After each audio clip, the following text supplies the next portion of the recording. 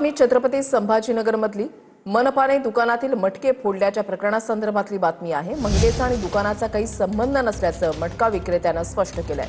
मटका विक्रेत्याची जागा उपलब्ध करून देण्याची मागणी आहे। दिव्यांग महिलेचा आणि मटक्याच्या दुकानाशी काही संबंध नाही असं प्रहार संघटनेचं म्हणणं आहे। मनपानं दिव्यांगांच्या व्यवसायावर कारवाई केली तर उत्तर देऊ, प्रहारचे पदाधिकारी कुणाल राऊतांनी मनपा अधिकाऱ्यांना हा इशारा दिलाय।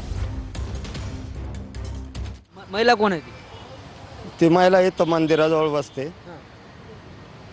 इथं दुकानावर येते आपल्या। हां बस। म्हणजे तुमची नातेवाईक आहे का काय तिचा काही संबंध आहे का तुमचा? नाही सर, काही संबंध नाही आहे, पण ते आणून बसून ते व्हिडिओ हे केला व्हायरल। हो, माझा पण काढला, दुकान माझीच तोडली, म्हणजे दोन्ही दुकान तोडल्या। माझं टोटल 6.5 लाखाचं नुकसान झालं। त्या दुकान, हे दुकान आणि मागचा माल, पुऱ्या 7 गाड्या तोडल्या त्यांनी माझ्या।